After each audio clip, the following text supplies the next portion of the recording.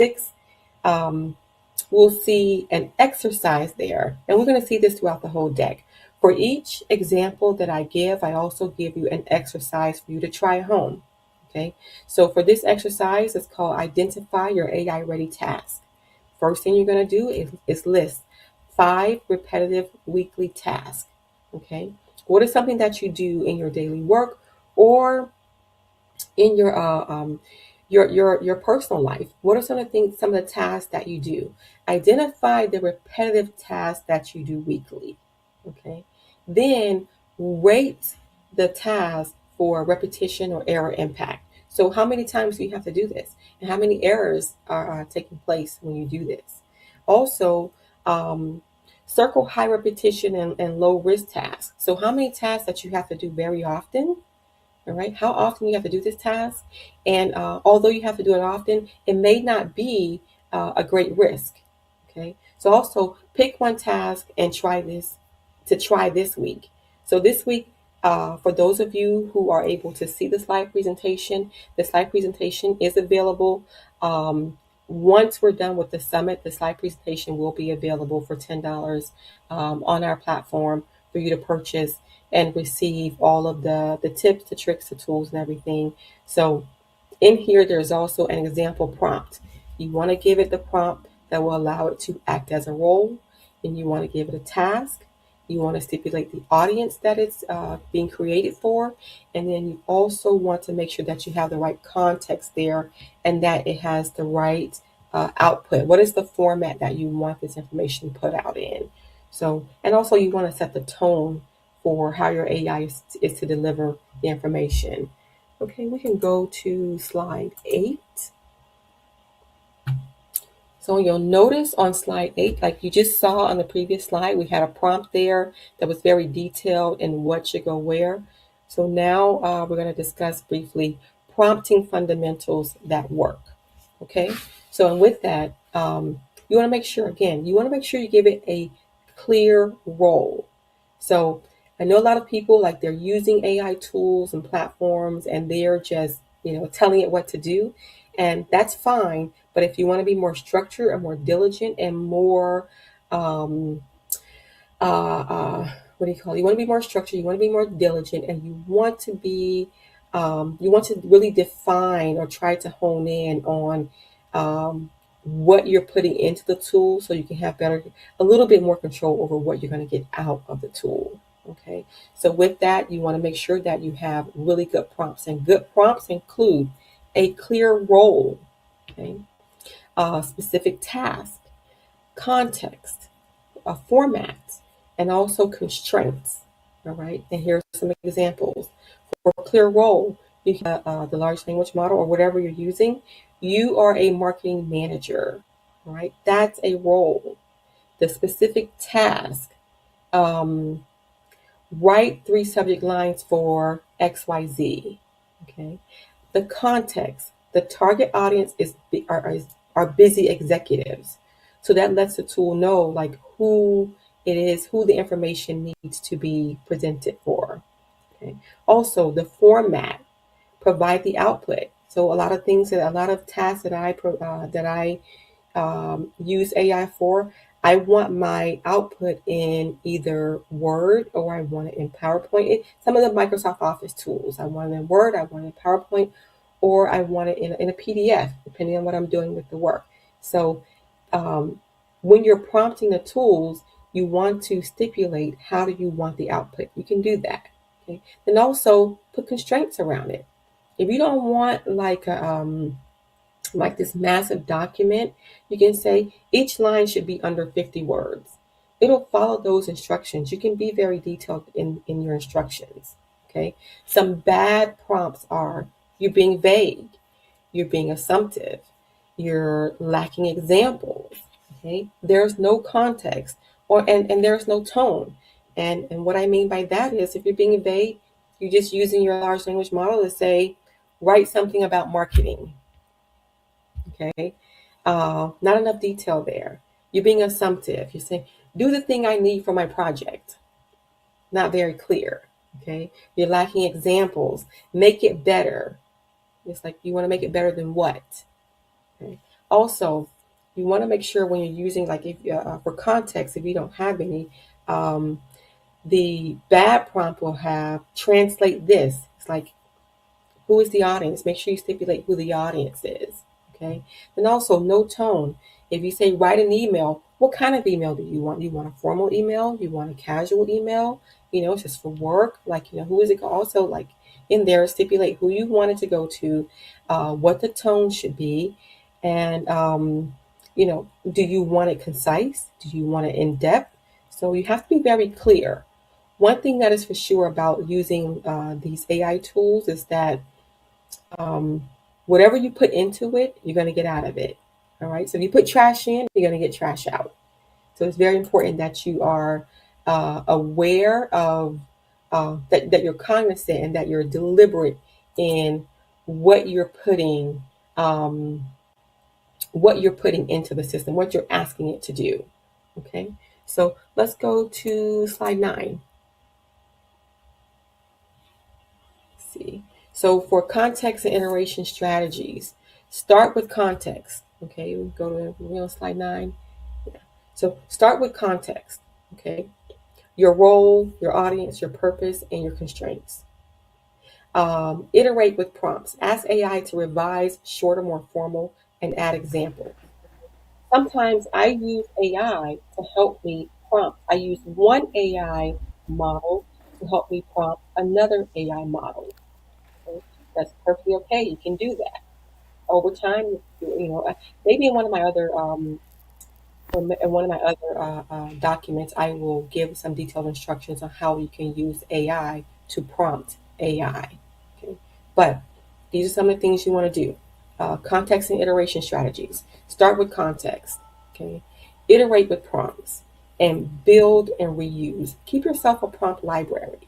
Okay, so build on your prompts, make them better. If I find that I'm like creating a prompt because for something that I'm doing executing, then I will make sure that I save it. The more clear and the more detailed and like concise I'm able to get with my prompts, I save them because I don't want to have to recreate that all over again. Okay, so make sure that you're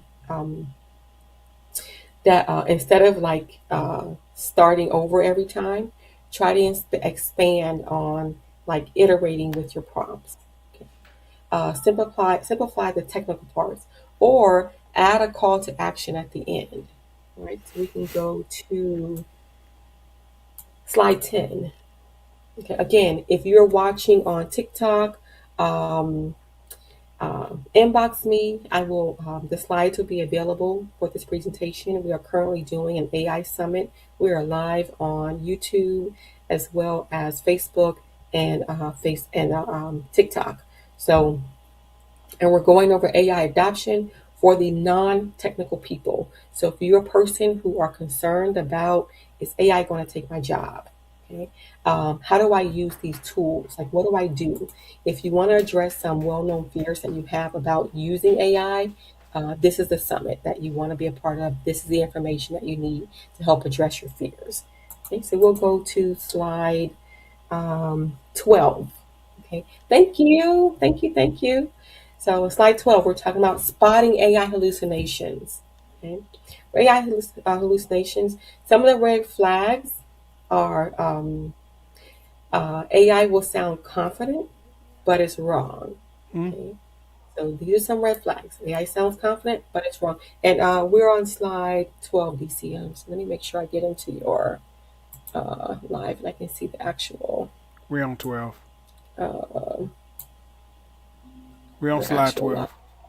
12. Okay, great. So let me see here. Did you get it? Yep, Okay. yep. I'm there. I'm there. I'm here. I am. Okay. So spotting AI hallucinations, red flags, specific statistics without sources. Big red flag. Okay. Detailed explanations of unfamiliar topics. Okay. Absolute statements, always, never. Okay. Complex technical details you can't verify. Right. Some common in high risk areas. Recent events, uh, post training data, right? Specific data for legal or medical advice, or company policies and procedures. Okay? The golden rule: always, always, always, always fact check anything that affects decision making, money, or reputation. Okay? Do not just put your do your research, pull the information, like whatever the results you get out of AI, and then turn it in. No, no. You want to check it to see if your model actually hallucinated. You want to make sure that it has the most recent information, and you want to check for resources. In your prompt, you should even ask your tool to provide you a list of resources. Okay, very, very important, because you don't want to put stuff out there, then somebody comes back and say, well, hey, you used AI, and because you used AI, then we found these errors. Okay, now you're gonna discredit yourself. So it only takes a few minutes to go behind and do some fact checking. So, which takes us I into got our it. next slide, number 13, which I is got it. verification methods that work. Cross check your I told you I got it. information. All right.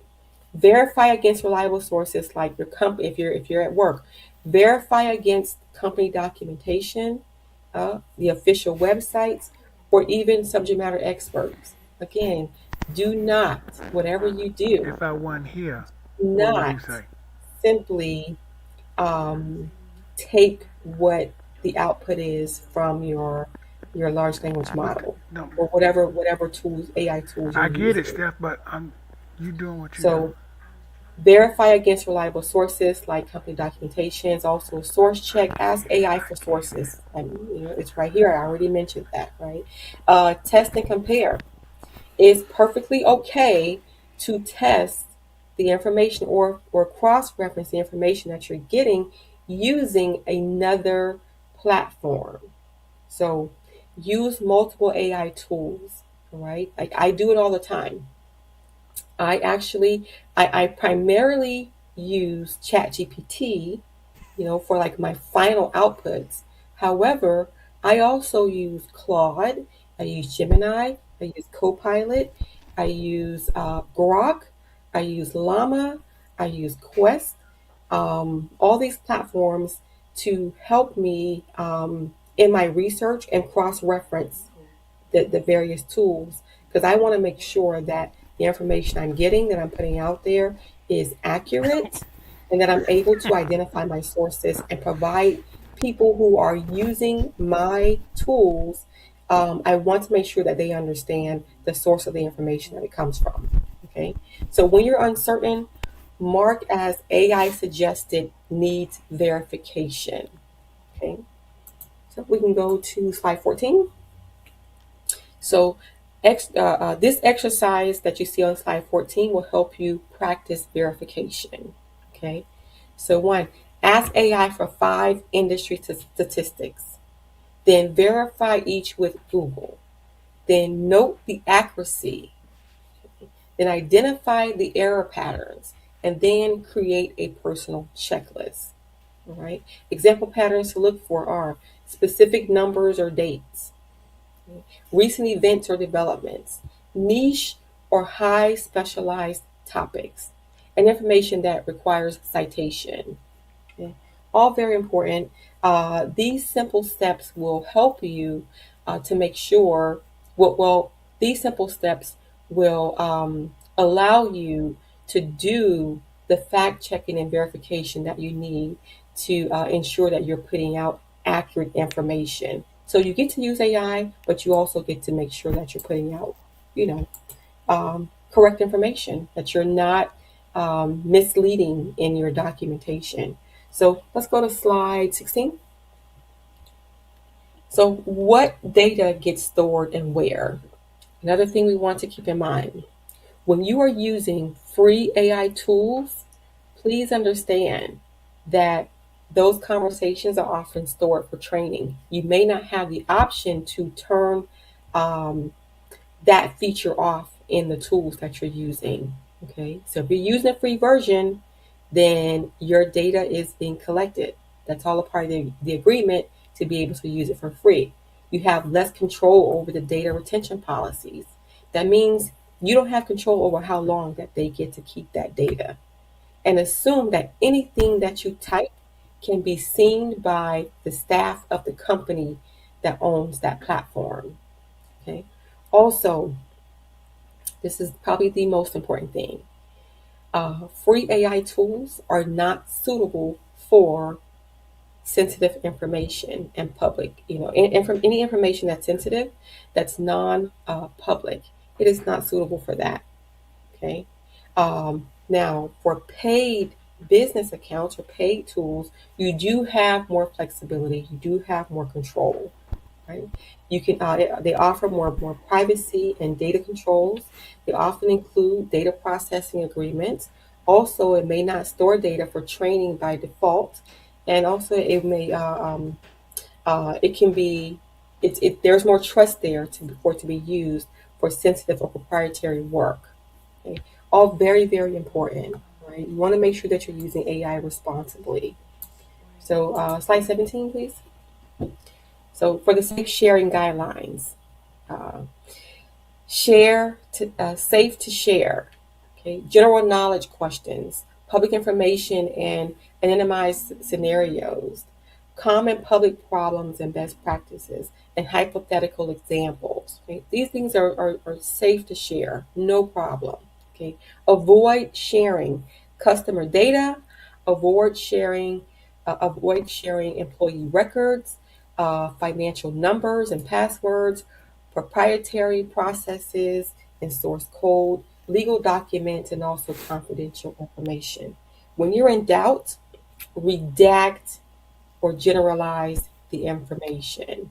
Okay, redact it or generalize it. Use business accounts with data protection agreements for sensitive information. Okay, and on slide 18, we have an exercise that goes along with that. You can go to slide 18. We're going over uh, creating privacy rules. Okay, so you can follow this exercise to help you create that. I'm not going to go into details on this one for the sake of time, because we still have about 10 to 15 more slides to go. So, slide 19 is an exercise that will allow you to use to just plug and play. You see the prompt there to exercise privacy rules in using AI. Okay. And again, for those of you who are on TikTok, thank you for joining. Inbox me so that I can provide you a link to how you can get access to the deck that we're using in today's presentation. Okay. On slide 20, how AI changes your role. Right? So again, we talked earlier about no, AI will not replace you. However, AI will and does have the capability to augment the work that you're doing. Okay, the tasks will get faster. Your skills become some skills will become more valuable, and your roles will evolve.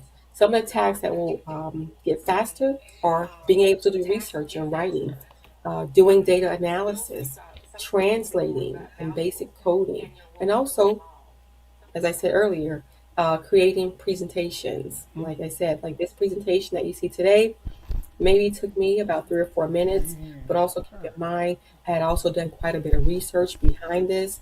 So you want to make sure that you're doing your due diligence if you're using it. All right. The skills that are becoming more valuable in the age of AI are critical thinking and judgment. AI does not have the capability to do that. Okay. Also, AI prompting and fact checking. We talked about that earlier. Creative problem solving, all right, and emotional intelligence. All these are going to the need for people who are utilizing these skills because of how AI reasons and works. These skills for individuals will become more valuable. Also, some roles that are evolving. As I said earlier, I'm not sure if I said it earlier here, but I know I have said this several times on my TikTok platform. Okay. The onset of artificial intelligence integration and adoption within the workforce is going to cause, I believe, around like 80 to 90 million jobs to go away. Okay. If I'm not mistaken, I'll have to come back in and make sure I follow up on this with you all, or just like tag the video that I did about this. I did a video about this almost a year ago. Okay, AI will replace about 80 to 90 million jobs, but then it's also going to create another 70 million jobs. Okay, I am seeing those jobs emerge now. I get at least two job, two inquiries from recruiters every day about jobs in the AI sector. So while employers are laying off people whose jobs have been replaced by AI, they're also looking for people who have upskilled in AI. Okay, inbox me, email me, text me if you have that information. Reach out to me. I will send you a um, a matrix that you can use to crosswalk. How do I go from the job I have now that's going away into my AI adjacent job? Okay. So, and all these things that I'm going over in today's presentation are very important for you to make that transition. All right, we can go to slide 21. Okay, responsible AI use principles. I'm just going to go over these at the high level area for those of you who would like to go into this in more detail. Again, please reach out to me, inbox me, send me an email. I will send you the link to where we house these documents. We have all types of learning tools out there, especially for the novice, especially for those who are non technical and who are concerned about, is AI going to take my job, and what do I need to do so that I can upskill and be in a position to um, to be sought after in the new landscape of the workforce. Okay, responsible AI use principles. Check for biases. Make sure there's a human in the loop. Disclose AI use. If you're using it, there's not a problem with it, okay? But you want to make sure that you're transparent to your audience and letting them know that I used AI to create whatever this work product is, okay? Be respectful of copyrights and consider the impact of the information that you're putting out there, and also ensure accessibility, okay? And I'll go back to the impact. So one of the things that I think I've mentioned, well, I'm sure I've mentioned this in my previous, in the previous summit, as well as some of the other communications I put out there and talks that I provided on AI adoption and learning, is it is more important now than any time ever that you are cognizant of what your digital footprint is. So, and that you are being responsible for what you put out there Probably good digitally. nothing. So, if you are using Probably you AI use to gonna good create together. content, if you're using AI at your place of work, please make sure that you are labeling your whatever outputs you're labeling it correctly. Okay, you want to make sure that you are being responsible on the internet with how you're using um, AI outputs. And you want to make sure that you're labeling everything correctly so that you don't give a false representation of the work that you're doing. We see it happening. Is it right? No. But it's all of our responsibility to practice safe, responsible, and ethical methods on the internet and how we're using these tools. Okay, so slide 22, I'm not going to spend any time on slide 22, but for those of you who get the deck, slide 22 is an exercise on how to audit your workflow. Okay, so we'll go along to slide 24. Slide 24, we're going to talk about free versus paid and making a choice. All right. Again, there are lots of tools out there, probably hundreds, maybe even thousands by now, of tools that are out there that are available in the AI landscape. Okay. The free tools are good for basic tasks like writing and brainstorming, doing a simple analysis, and also getting started and learning. If If you are new in your AI adoption, and when I say new in your AI adoption, I mean like really using it, not just using it as a replacement for Google or just to have a conversation, but using it strategically and constructively. Okay. If you are new, uh, uh, this deck is what you will need in order to make sure that you are adopting it safely and that you are learning how to use the correct prompts and also understanding the implications when you're not using when you don't use AI safely. Okay, so limitations of free tools are usage limits, and cues. And what I mean by that is when you use a free platform, you only get to use it like so many times a day. Then it tells you, oh, you got to come back tomorrow. It's a limitation. So it's the basic model capabilities, and there's less privacy and control. So for the paid versions, you're going to get better accuracy and speed. You're going to get advanced features. Okay, you're also going to get priority access and business features. So some of the things you want to consider when you're paying is how often do you use AI, right? Um, if you're using the free versions, how often are you hitting the limit that comes with that free version? Um, and if you need reliable and fast access to the information, if you're using this for work, then you should definitely be using a paid model. Okay. If you work with sensitive data, definitely should be using a paid model.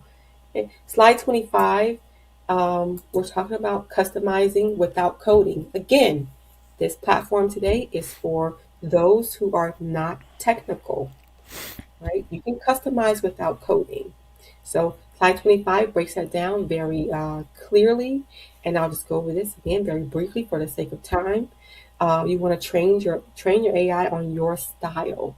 For those of you who are already using some of the voice models, again, ChatGPT, Claude, Gemini, Copilot, Grok, Llama. Those of you who are using the voice version, you will She notice almost that finished. your AI You tools heard me? She learn got who 10 you slides are left.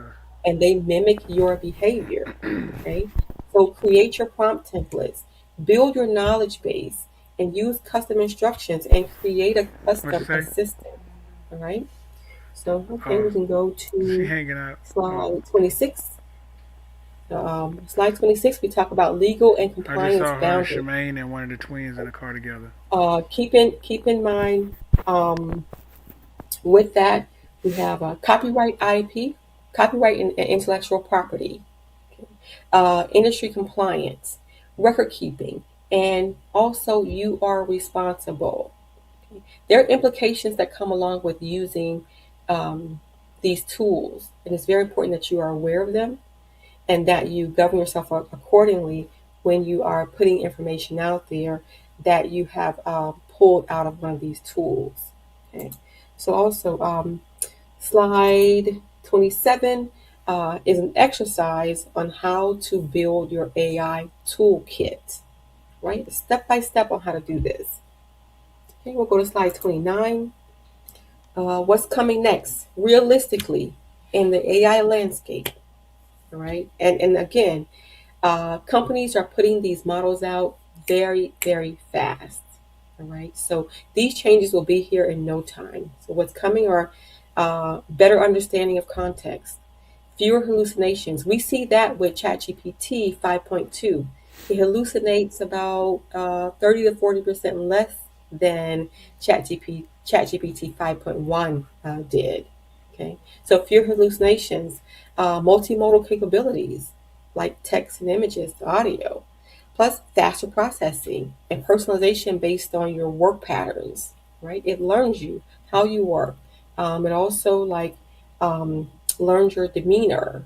Okay, but I put it in the category of having a pet. So if you notice, like when you have a pet, you train your pet gets to know you and adapts to your schedule and your almost your personality, right? So, if AI is your pet, then make sure that you are aware of the implications of like using it and make sure that you're using it responsibly, because there is a downside to it. But if you're knowledgeable, you educate yourself on what's going on with AI, you test out the various tools and large language models that are out there, not just from a, oh wow, let's see what it can do. You also want to test it out from an accuracy standpoint, and also, is this a good fit for me? Okay, so we take a look at slide 30. We're clarifying on preparing for the AI future. All right, so some of the things you can do: stay adaptable. Okay, again, these tools change weekly, they change. Okay? Develop human skills. Okay? Hone in on your own skills as a human being. Double down on your creativity, your emotional intelligence, and also your creative thinking. Okay? Create feedback loops. Share what works with colleagues. Okay? Document your use cases. Keep learning. Always, always, always continue to learn to see what these platforms are putting out. How can I use them better? How can I maximize them? How can I maximize my time as a result of using them? And focus on the problems. Okay. So if we go to slide 31, there's an exercise on creating your own AI roadmap. Right? Use this tool, do the plug-in, understand what you need to do for AI adoption, and also to ease your fears about it. Okay, we can go to slide 33.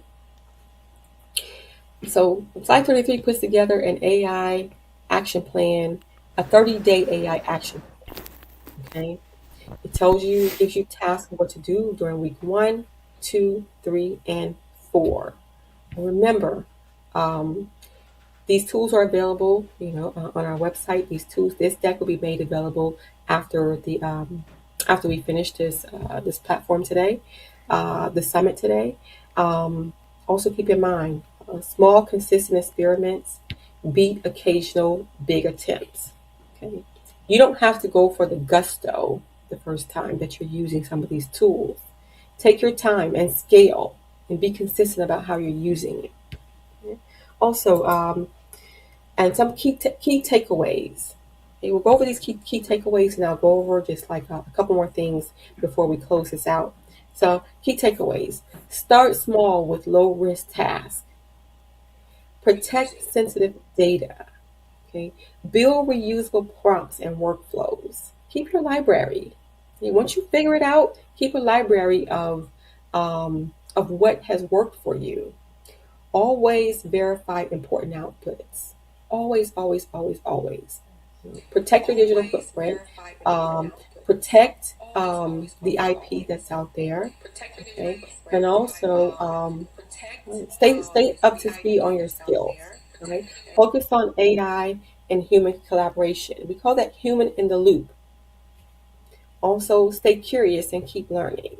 All right. So, for recommended next step, I would say join AI community so you can have the conversations, you can ask the questions, follow the AI news. There are hundreds, maybe even thousands of um, um, influencers and AI enthusiasts that are having discussions every single day. Okay, they're keeping up with what's going on. They're giving us the cliff notes of what we need to be paying attention to. Okay, so join AI communities, follow the news sources, practice weekly. There are some exercises in this deck, and also exercises and other tools that we have on our website that are available to you to help you with discovering how to work using these tools. Find the value in using these tools. Okay. Also, the goal is to become an AI expert. Well, I'm sorry. The goal is not to become an AI expert. It's to use AI expertly. Okay. So it's not the goal to become an expert in AI. It's to be able to use AI expertly in your work. Okay. So To round this out, I'd like to let you all know about a tool that we've created. It's called Riley. I will send that out, make it available to you all. It's free. You can use that. You can use Riley to plug in your resume and find out what's your AI adjacent career field. Okay, because like I said earlier, I'm seeing on my end, and I work in workforce development. I'm in workforce development, AI adoption, and integration. Okay, I'm seeing at least two new job offers every day come out of the AI sector. And again, I said this earlier, for every four jobs that come out, they're only able to fill one position. So we have three that are going unfilled. That lets us know that there is a marketplace and a need for people who are upskilling in AI. It is not hard to do. Okay. So um, inbox me on social media. If you are on TikTok, inbox me. I will send you information on how to get the learning guides that we have. For Facebook, the same thing. You can inbox myself. You can inbox DC, um, and also on YouTube. Comment down below, and we will get you the information that you need because AI is here to stay. It's not going anywhere. And the best thing you can do is understand it. Understand that it's not here to replace you. Understand how it's here to augment you in your workspace as well as your home life. And most importantly, understand how to use it safely. I really appreciate all of your support. Thank you on TikTok. Thank you on Facebook. Thank you on YouTube. Thank you, DC. That concludes our